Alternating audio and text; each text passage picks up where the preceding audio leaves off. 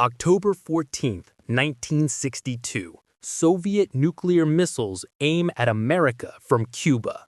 The world stands on the brink of nuclear war.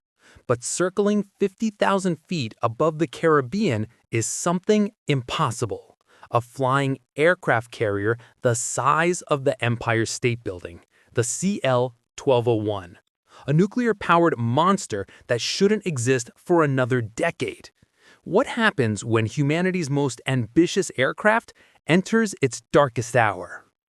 This beast spans 1,120 feet wingtip to wingtip and weighs 11.85 million pounds. 2 nuclear reactors pump out enough electricity to power half of New York City, keeping it airborne for 41 days straight. But here's the terrifying part.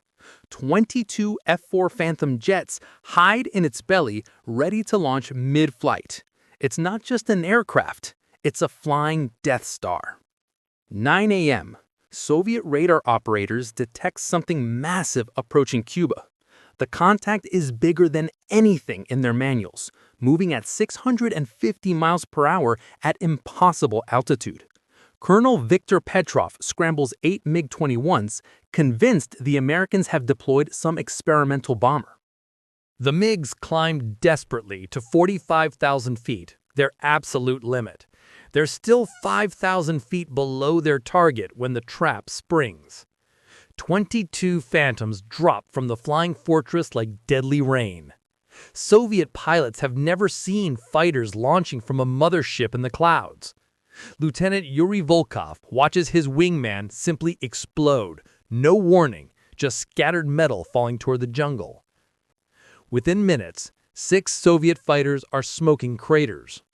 The survivors limp home with barely enough fuel and impossible stories about aircraft spawning jets in midair.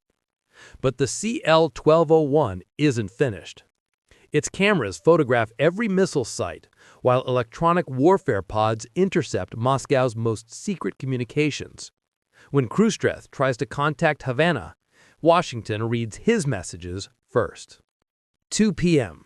Surface-to-air missiles streak upward, leaving white trails against the blue sky. The flying fortress shrugs off the attack like raindrops, its countermeasures turning 400-pound warheads into harmless fireworks. For days, the impossible aircraft circles Cuba like a mechanical vulture. Soviet pilots refuse to fly. Missile crews track the radar ghost that never lands, never leaves, never shows weakness. At night, Cuban soldiers see it silhouetted against the moon, a constellation that shouldn't exist.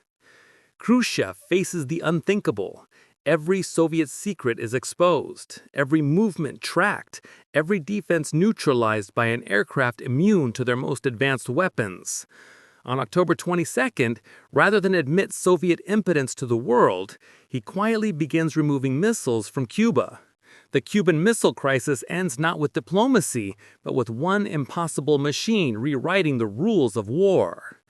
The CL-1201 proves that controlling the ultimate high ground means controlling everything below it. But what do you think would happen? Thanks for watching.